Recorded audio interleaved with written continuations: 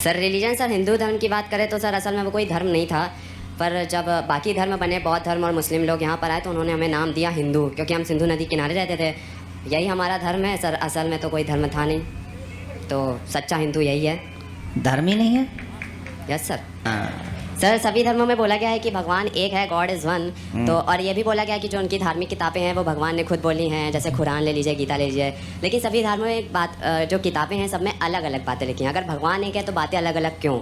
या तो भगवान गलत है या तो धर्म। This is a biggest sir ये मेरा एम भी है कि What? पूरे वर्ड से रिलीजन को हटाना और कर्म बड़ा होना चाहिए। Listen this is my class my dear, sorry sir.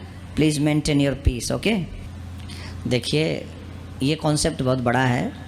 आप कभी अकेले में आना तो मैं, क्योंकि इन सब के बीच में तो मैं आपको समझा सकता हूँ, पर फिर उस समय आपको फील अच्छा नहीं होगा। और अभी तक मजहब ने, कोई भी मजहब हो, इंसानियत के ऊपर अमल नहीं किया।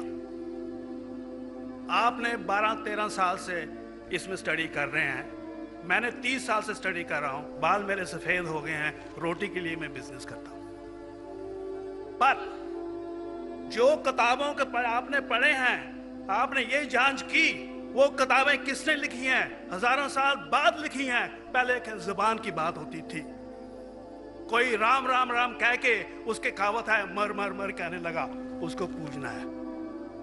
वेदा ऐसी थी, ग्रीक मैथोलॉजी ऐसी थी, इजिप्शियन मैथोलॉजी ऐसी थी, इब्राहिम से लेके मोसेस तक, और आपके मोहम्मद साहब के तक।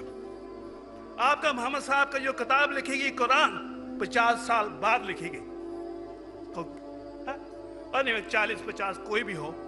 पर मुझे माफ करना साहब, मैं आपसे एक सवाल ये उठना चाहता हूँ। हम सब इंसान हैं, इंसान को एक करके सब मजहब 21st सेंचुरी में इंसानियत मजहब क्यों नहीं बनाते? जो आप ठहर, मैंने अभी खत्म नहीं किया जनाब, मैंने हमने खत्म नहीं किया। हाँ, मैं ये कह रहा हूँ साहब, आप अपना पर्सनल मजहब है रखिए, अपने घर में रखिए, बस स्टेट में और दूसरों के ऊपर ना लाइए, वार ना करिए, लड़ाई ना करिए। एक माफी चाहता हूँ, ऐसी हजारों चीजें मैं दूसरे मजहब में निकाल सकता हूँ। मैं आपसे पूछना चाहता हूँ, खलीफा 40 साल के अंदर मर गए, मर्डर हुए, असैसिनेट हुए, और अली साहब जो थे वो ग्रैंड सर हमारे पैगंबर के थे। ये चीजों के हवाला दूसरों में भी है, मैं हजारों दे सकता हूं, पर इसका सवाल मैं आपसे कहना चाहता हूं। भाई साहब ने अच्छा सवाल पूछा, लंबा था, तकरीर थी छोटी। भाई साहब ने कहा कि वो हिंदू धर्म में पैदा हुए लेकिन हिंदू नहीं है, इंसान है। क्यों ना हम एक मजहब इंसानियत बनाते हैं? उनका जो कहना है वो इंसान है। भाई साहब, हर शख्स, हर इंसान जो पैदा होता है वो इंसानी होता है, लेकिन सिर्फ इंसान होना काफी नहीं है। इंसान होना जरूरी है। हर मुसलमान पहले इंसान होना जरूरी है उसे। इस्लाम की सारे बातें, एक भी बातें मैंने कहा मैं तकरीर में, इंसानियत के खिलाफ नहीं है। एक भी बातें मैं चैलेंज करता हूं, आप एक भी बात इस्लाम की बुनियादी बात बताओ जो इंसानियत के खिलाफ है। मुसलमान होने के लिए अच्छा इंसान होना जरूरी है। अगर आप अच्छे इंसान नहीं हैं तो मुसलमान हो ही नहीं सकते। लेकिन सिर्फ अच्छा इंसान होना काफी नहीं है। मिसाल के तौर पे डॉक्टर बनने के लिए 10वीं पास करना जरूरी है, फिर 12वीं, फिर डॉक्टरी। तो मैं कहूंगा डॉक्टर बनने के लिए स्कूल पास करना जरूरी है, लेकिन स्कूल पास करना काफी नहीं है। तो इस्लाम में अच्छा मुसलमान बनने के लिए अच्छा इंसान बनना जरूरी है, लेकिन सिर्फ अच्छा इंसान बनना काफी नहीं है। समझ रहे? क्यों? क्योंकि इंसान को जिसने पैदा किया उसकी इबादत करना जरूरी है। जिसने आपको पैदा किया, जिसने आपको पैदा किया, उसकी अगर आप इबादत नहीं करेंगे तो इंसानियत के नाम पे कलंक है। आप कहते हैं कि मजहब, जितने मजहब है सब भेदभाव पैदा करता है, नफरत पैदा करता है। आपने कहा, शंकराचार्य ने बिल्कुल सही कहा। शंकराचार्य ने कहा कि कोई भी मजहब नहीं सिखाता कि आपस में भेदभाव करना। उनकी भी स्टडी है, मेरी भी स्टडी, आपकी भी स्टडी है। आपने कहा कि मैंने 10-12 साल किया, आपने 30 साल किए। अगर आप 30 साल किए उसका मतलब नहीं कि आप मुझसे अच्छे हैं, जरूरी नहीं। ना, मैंने नहीं कहा कि आपने कहा, मैंने ये भी नहीं कहा कि आपने कहा। मैंने कब कहा कि आपने कहा? मैं कह रहा हूं, मैंने कब कहा कि आपने कहा? मैं कह रहा हूं क्योंकि आपने कहा कि अब 30 साल की स्टडी की। मैं हिंदू मजहब पे भी चंद साल के अल्हम्दुलिल्लाह सुम्मा अल्हम्दुलिल्लाह कई शंकराचार्य से बात की, कई स्वामी जी से बात की, कई प्रीस्ट और फादर से अमेरिका में की। मैं तो अभी तक जवान हूं माशाअल्लाह, अल्लाह का फजल है, अल्लाह का फजल है। आपने कहा कि मजहब भेदभाव करता है, यह कहना बिल्कुल गलत है। मजहब भेदभाव नहीं करता। जो मजहब के मानने वाले हैं वो मजहब को सही तरीके से नहीं समझते हैं, इसीलिए भेदभाव पैदा करते हैं, और अलग बात है। गलती है मजहब के मानने वाले की, मजहब की नहीं। ये कह रहे हैं कि मजहब की, मिसाल के तौर पे एक मर्सिडीज कार है, मर्सिडीज कार है, मुझे ये जानना है कि मर्सिडीज कार कितनी अच्छी है। तो एक ड्राइवर मर्सिडीज कार चलाते जो ड्राइविंग जानते ही नहीं और मर्सिडीज कार को ठोक देते, तो किसकी गलती है, मर्सिडीज गाड़ी की कि ड्राइवर की? अगर आपको जानना है मर्सिडीज कार कितनी अच्छी है तो आपको यह देखना चाहिए स्पेसिफिकेशन, उसका पावर कितना है, हॉर्स पावर कितना है, माइलेज कितना है, सेफ्टी मेजर कितना है। उसकी तहकीक करने के बाद आपको कहना चाहिए कि कितनी अच्छी मर्सिडीज कार है। अगर जानना चाहिए कितनी अच्छी है तो उसको बिठाओ जो ड्राइविंग जानता है। तो इसीलिए इस्लाम को जानने के लिए मुसलमानों को मत देखो, अगर देखना है तो मोहम्मद सल्लल्लाहु अलैहि वसल्लम को देखो। आप मुझे मत देखो, मुझे मत देखो, हमारे आज के मुसलमान को मत देखो। देखो जो सबसे अच्छा ड्राइवर है, सबसे अच्छा इस्लाम को समझ चुका है, वो मोहम्मद सल्लल्लाहु अलैहि वसल्लम है। उनको देख के इस्लाम की तहकीक करो, और तहकीक करने के लिए आपको इस्लाम की किताब पे जाना पड़ेगा। और आपने जो कहा आखिर के अंदर कि सारी मजहब किताब बाद में लिखी गई, पहला कहना था, आप काफी हद तक के सही है, आप काफी हद तक के सही है कि आप बिल्कुल सही फरमाते, लेकिन यह कहना कि सारी मजहब की किताब उसमें गलती है।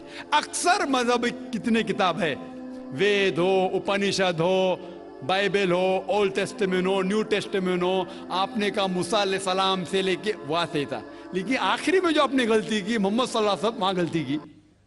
आखिर में आके आप अटक गए, आखिर में आके आप फंस गए। आपने शायद इस्लाम का मुताला सही तरीके से नहीं किया होगा, आपने शायद अरुण शुरू की किताब पढ़ी होंगी। अगर आप कोई मजहब का मुताला करना चाहते हैं तो जो मजहब को समझ चुका है उसकी किताब पढ़ो। आप अगर अरुण शुरू की किताब पढ़ेंगे और इस्लाम के मुताला करा कहेंगे, ये किधर का सही फैसला है? मैं कहता हूं अरुण शुरू जैसे लोग की पढ़ी होंगी, क्योंकि जब भी कुरान नाजिल हुआ, जब भी कुरान की आयत नाजिल होती थी, मोहम्मद सल्लल्लाहु अलैहि वसल्लम अनपढ़ थे। जब भी कोई आयत नाजिल होती थी वो उसे याद करते थे और अपने साथियों सहाबा से उसकी तिलावत करते थे, और सहाबा फौरन उसे लिख लेते थे। तो मोहम्मद सल्लल्लाहु अलैहि वसल्लम की मौजूदगी में हर आयत लिखी जाती थी और वो उसे चेक कर, मिसाल के तौर पे इक़रा बिस्मि रब्बिकल लज़ी खलक़ आयत नाजिल हुई, उन्होंने याद किया, सहाबा से कहा, सहाबा ने लिखा इक़रा बिस्मि रब्बिकल लज़ी खलक़, पढ़ के सुनाओ, पढ़ा, हाँ सही। अगर गलती होती तुम्हारी टोक देते थे। तो मोहम्मद सल्लल्लाहु अलैहि वसल्लम की मौजूदगी में जब भी अल्लाह सुब्हाना व तआला आयत नाजिल करते थे वो याद करते थे और लिखवाते थे और चेक भी करते थे। सारा कुरान मजीद मोहम्मद सल्लल्लाहु अलैहि वसल्लम की मौजूदगी में लिखा गया। तो आप जो कह रहे वो हजरत उस्मान का जिक्र कर रहे, वही तो अफसोस की बात है, आपने सही मुताला किया ही नहीं। हजरत उस्मान ने कई साल बाद, 40-50 साल बाद, जो आप कह रहे 40-50 यहां से आपको आया, उनने क्या कहा कि इस कुरान मजीद का जो नुस्खा है उसको और नुस्खे बनाए जाए और बाकी लोग में फैला दिया जाए, क्योंकि लोग को इख्तिलाफ था रवानगी के अंदर। तो उसको दूर करने के लिए हजरत उस्मान रज़ियल्लाहु अन्हु उनने कहा कि जो नुस्खा मोहम्मद सल्लल्लाहु अलैहि वसल्लम की मौजूदगी में था, उनने अपनी बीवी को दिया था हफ्सा को, और जो हजरत उमर की बेटी थी उनके पास महफूज था, उनने लिया, और सहाबा 5-6 सहाबा जो ज़ैद बिन थाबित रज़ियल्लाहु अन्हु उनकी सदारत में उसकी नकल की और ये नकल हुए नुस्खे को दुनिया के अलग अलग जगह पे फैलाइए। और एक नुस्खा अब भी मौजूद है कोप्टा की म्यूजियम में, कोप्टा की म्यूजियम इस्तांबुल में। तो आप जो जिक्र कर रहे हैं वो उतारे हुए कुरान शरीफ का जिक्र कर रहे, जो हकीकत में कुरान शरीफ है वो मोहम्मद सल्लल्लाहु अलैहि वसल्लम की मौजूदगी में लिखा गया था। उनने खुद उसको चेक की क्या सही था, और जब भी आयत नाजिल होती थी अपनी सही जगह पे उसे लिखवा लेते थे मोहम्मद सल्लल्लाहु अलैहि वसल्लम। तो ये कहना बाकी मजहब की किताब में अक्सर अब सही है। मिसाल के तौर के ऊपर बाइबल 70 ईयर्स बाद लिखा गया है, वेद वो सैकड़ों साल बाद लिखा गया है। कितनी पुरानी वेद है, कभी वेद आया दुनिया में ये किसी को पता ही नहीं।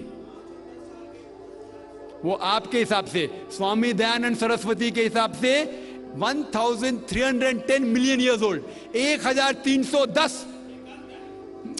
आप थोड़ी ठेकेदार है मजहब के, आप ठेकेदार है मजहब के क्या? नहीं ठेकेदार है ना।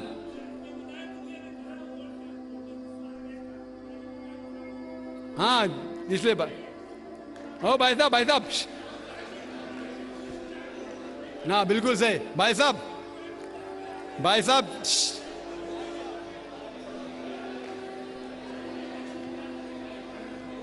साहब इसीलिए इख्तिलाफ जो है ये कम इल्मी के वजह से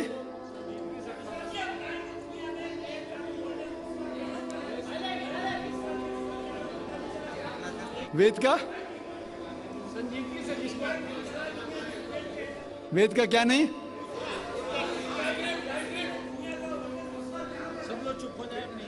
भाई साहब ने कहा कि दुनिया का सबसे ओल्डेस्ट स्क्रिप्ट वेद है, वो कुछ हिस्टोरियंस कहते हैं। बट ओल्ड होना मतलब नहीं कि सही, जो कुछ ओल्ड है वो सबसे बेहतर होना जरूरी नहीं। मिसाल के तौर पे मेरे पास पुरानी गाड़ी है 50 साल पुरानी, उसका मतलब नहीं कि नई गाड़ी से अच्छी है। ये भी हो सकता है कि पुरानी गाड़ी नई गाड़ी से अच्छी हो सकती है। मेरे पास मर्सिडीज कार है 5 साल पुरानी, जो नई मारुति से अच्छी होंगी। तो ये कहना कि कोई किताब या कोई मजहब पुराना इसलिए बेहतर है, बिल्कुल गलत है। जो आदमी को अक्ल है वो कभी भी ऐसा नहीं कहेगा कि पुरानी चीज बेहतर, नई चीज बेहतर। वो चीज बेहतर है जो हक के ऊपर है, जो चीज हक के ऊपर है वो चीज बेहतर है। तो भाई साहब आपकी जो तहकीक है मजहबी किताबों पे जरा कमजोर और गलत है। आपको फिर से और 30 साल लगाने पड़ेगा इंशाअल्लाह। जी हाँ भाई साहब पूछिए। Respected Zakir sir, myself Dr. Duryodhan Katki from Jawaharlal Nehru University. I want to ask a very little question that regarding that talaq, what you explained, I acknowledge. But the thing is, if you pace down the history of human civilization, then you will find women are always being suppressed, oppressed, depressed, humiliated and dilapidated in this country especially. But as far as talaq is concerned, the whole, diverse power, determining power is laying with the husband or husband's hand. But in case a woman who is in a very grave situation and she wants to talaq to her husband, what is the system is there in your Islam? You just explain what is the women's power in there in talaq as far as talaq is concerned. Should I give the answer in English or Urdu? You can give it in English. Brother asked the question that what powers does a woman have to give divorce to the husband? Can she give talaq? And he rightly said the women in this country are degraded. Islam uplifts the woman. Regarding as far as divorce is concerned, broadly there can be 5 types, broadly. One is by mutual consent of both husband and wife. Number 2 is unilaterally by the will of the husband. Number 3, that if it's mentioned in the nikah nama, in the marital contract, that she too can give divorce, it's known as talaq-e-tawfiz or talaq-e-isma. Even she can give unilateral divorce if it's mentioned. While marrying, the husband and wife, when they marry, they can put down any clause which is optional, as long as she doesn't ask the husband to do something which is prohibited or prevents him from doing something which is compulsory. She can ask anything which is optional. So a woman while getting married can put a clause, is known as talaq-e-tawfiq, that she too can give unilateral divorce, and if the husband agrees, she can give. Third type. Fourth type is if it's not mentioned in the nikah-nama that the woman too can give unilateral divorce, then if the husband ill-treats her or does not give her due rights, she can go to the judge, the qazi, and do nikah-e-fasq. And the fifth type is khula, that maybe the husband is very good, he is giving all the rights and all the facilities, yet she wants to part for personal reasons. She can request the husband to give divorce, and he gives divorce. That's known as khula. Hope that answers the question.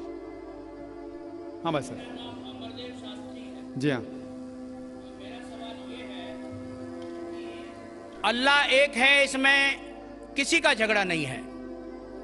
उसकी इबादत करनी चाहिए, इसमें किसी का झगड़ा नहीं है।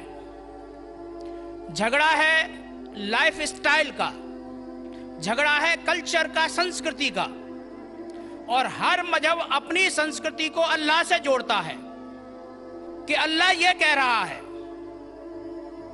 क्या अल्लाह टाइम टाइम पर नई नई बातें कहता है, या पुराने टाइम में जो कुछ कह दिया गया है वही सच है, या आगे फ्यूचर में कुछ और नई बातें भी कहेगा?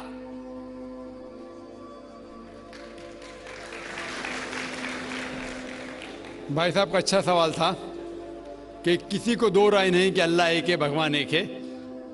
सब मानते कैसे उसी की इबादत करना चाहिए, लेकिन हर मजहब अपनी कल्चर, अपनी संस्कृति को देख के स्टाइल बदलता है। तो अल्लाह ताला जो पहले कह चुका वो अभी भी सेम है कि टाइम टाइम पे बदलता है। भाई साहब का सवाल अच्छा है, लेकिन ये कहना चाहता हूँ जवाब देने के पहले, उन भाई साहब ने कहा कि सब मानते हैं कि अल्लाह एक है। ये मैं नहीं मानता हूँ कि सब मानते, मैं नहीं मानता हूँ कि सब मानते। ये मेरा फील्ड है, ये मेरा फन है गैर मुस्लिम से बात करना। मैं ये नहीं मानता हूं कि हर गैर मुस्लिम मानते अल्लाह एक है, कि भगवान एक है। कई लोग भगवान में मानते ही नहीं, नास्तिक कहते हैं। और जो लोग कहते हैं भगवान में मानते हैं, हर कोई एक में नहीं मानता। कितने लोग 3 में मानते, कितने लोग 100 में मानते, कितने लोग सब कुछ भगवान मानते हैं। तो पहले आपके जो सवाल का जो पहला था, हर इंसान मानता है भगवान एक है, उससे मैं मुत्तफिक नहीं हूं। दूसरी चीज कि सब एक ही भगवान, एक ही ईश्वर को पूछते हैं कि इबादत करते, ये भी मैं नहीं मानता हूं। ये बात है कि अक्सर लोग मानते हैं कि भगवान एक है, यहां तक के तो सही है, अक्सर, सब ने अक्सर, लेकिन एक ही भगवान को पूछते ये बिल्कुल गलत है। सब लोग एक भगवान को नहीं पूछते। मिसाल के तौर पे अक्सर कुरान क्या कहते, कुरान क्या कहते कि जो लोग कहते हैं कि एक भगवान को मानते हैं लेकिन और को भी पूछते हैं, उसे कहते हैं शिर्क। आप पूछेंगे आम इंसान भगवान एक है, मालिक एक है बोलेंगे, लेकिन जा रहे पूज रहे, बुद्ध को पूज रहे, कभी इसको पूछते कभी उसको पूछते। तो ये आप अगर धर्म के किताब पढ़ेंगे, बाइबल पढ़ो, वेद पढ़ो, ये सब इसकी मुमानियत है। ये हराम है कि किसी और को पूछना। इसके बावजूद धर्म के मानने वाले अक्सर दूसरी चीज को पूछते हैं जो बिल्कुल गलत है। तो ये कहना कि इंसान एक ही भगवान में मानता है और उसी को पूछता है बिल्कुल गलत है। आप देखेंगे आमतौर पर जो फर्क है कि जो कुरान कहते ताला इला कलमतिन सवाइन बैना बैनकुम, आपस में उस चीज पे आओ जो हम और आप में यकसा है। सबसे पहली बात है अल्लाह नाबुद इल्लल्लाह, कि हम एक ही ईश्वर, एक ही भगवान की इबादत करें। एक ही भगवान में मानना काफी नहीं, मानने के अलावा उसी की इबादत करना और किसी की नहीं। आपका अहम सवाल कि हर मजहब एक ही भगवान कहता है, ये बिल्कुल सही है।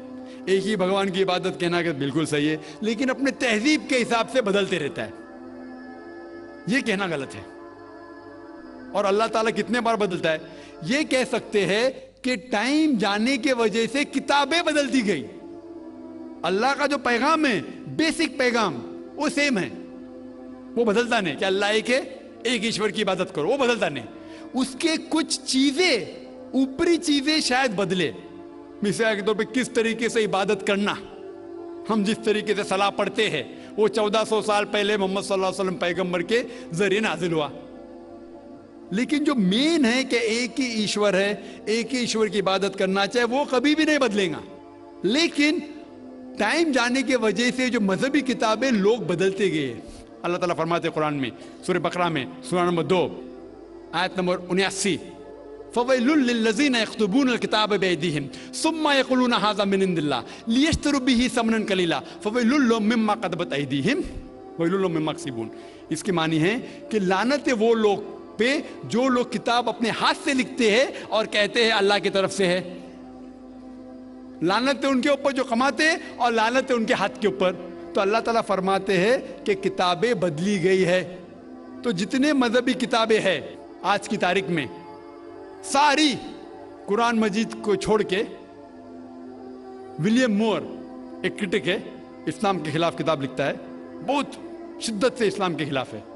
उनने लिखी थी 200 साल पहले कि शायद एक ही मजहबी किताब है जो पूरी पाक है 1200 साल तक के, वो है कुरान।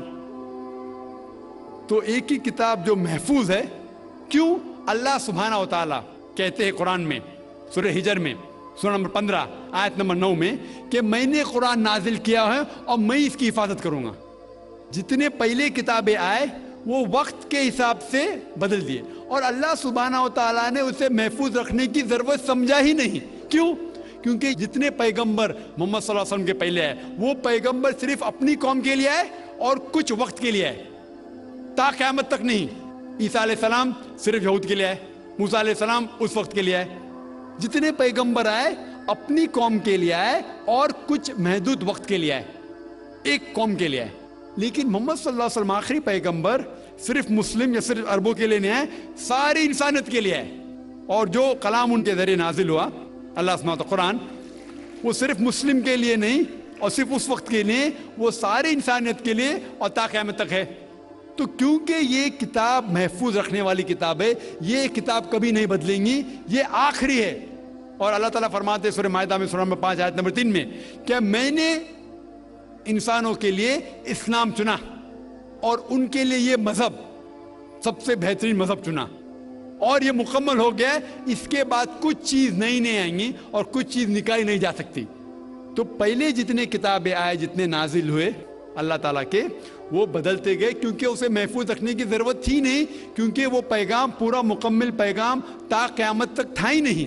लेकिन आखिरी पैगंबर मोहम्मद सल्लल्लाहु अलैहि वसल्लम 1400 साल पहले आए, उनका जो पैगाम है और जो किताब नाजिल की गई कुरान, वो ता क़यामत तक होने वाली थी, इसीलिए उसे महफूज रखा गया है। तो अल्लाह सुब्हानहू व तआला ने 1400 साल पहले समझे कि ये वक्त ही सही है कि इंसानियत उस दर्जे पे पहुंच गई कि वो कुरान को समझ सके। आप मुझे पूछेंगे कि कुरान पहले क्यों नाजिल किया, 1400 साल पहले क्यों किया, 10,000 साल पहले क्यों नहीं किया? तो मैं कहूँगा कि अल्लाह ताला हमारा खालिक है, वो जानता है कि इंसान कब किस चीज़ समझ सके।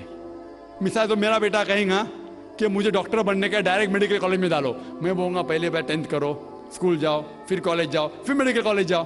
तो उसी तरीके से अल्लाह सुब्हानहू व तआला हमारे खालिक है, वो जानते थे कि ये 1400 साल पहले इंसान इस दर्जे पे पहुँचे कि वो कुरान को समझ सके और उनने नाजिल किया। और अभी ये आखिरी किताब है, इसके बाद कोई भी नया पैगंबर नहीं आएगा। इसके बाद कोई कहता है कि मुझे अल्लाह ताला से वही आती है, उसको साइकेट्रिस्ट की ज़रूरत है, साइकेट्रिस्ट, दिमाग की बीमारी है। अस्सलाम वालेकुम दोस्तों, जैसे कि आप लोगों ने ये वीडियो देखी है, उम्मीद करता हूँ कि ये वीडियो भी आप लोगों को पसंद आई होगी। जैसे कि एक बंदा अपने हिंदू पंडित से सवाल करता है कि हमारे के हिंदू बरम कोई नहीं है, मुझे इस पे यकीन नहीं है। दूसरा हिंदू लड़का डॉक्टर जाकिर नाइक से सवाल करता है कि तमाम मज़ाहिब में जब इंसानियत है तो हमें इंसानियत अपनानी चाहिए, ये मज़ाहिब को छोड़ दें। तो इस पर डॉक्टर साहब ने बहुत खूबसूरत जवाब दिया है कि पहले हर इंसान में इंसानियत होनी चाहिए, क्योंकि एक अच्छा इंसान जो है एक अच्छा मुसलमान बन सकता है और अच्छे मुसलमान बनने के लिए एक अच्छा इंसान ज़रूरी है दोस्तों। और फिर वो कहता है अगर इंसान को जिसने बनाया हो, जिसने पैदा किया हो, तो उसकी इबादत करना लाजमी है, उसकी बात मानना ज़रूरी है। वरना हमें अपने मज़हब को क्यों चुना गया, हमें अपने मज़हब के लिए इस तरह चुना गया, हमारी इंसानियत को इसलिए चुना गया है कि हम अल्लाह ताला की इबादत करें। तो दोस्तों इन सब जो डॉक्टर साहब ने जवाब दिए हैं माशाल्लाह बहुत तफसील से जवाब दिए हैं और मेरे इल्म में भी माशाल्लाह बहुत ज़्यादा इजाफा हुआ और उम्मीद करता हूँ कि आपके इल्म में भी बहुत ज़्यादा इजाफा हुआ होगा। तो दोस्तों अगर वीडियो आप लोगों को पसंद आई हो तो इससे अपने दोस्तों के साथ लाजमी और ज़रूर शेयर करें। शुक्रिया।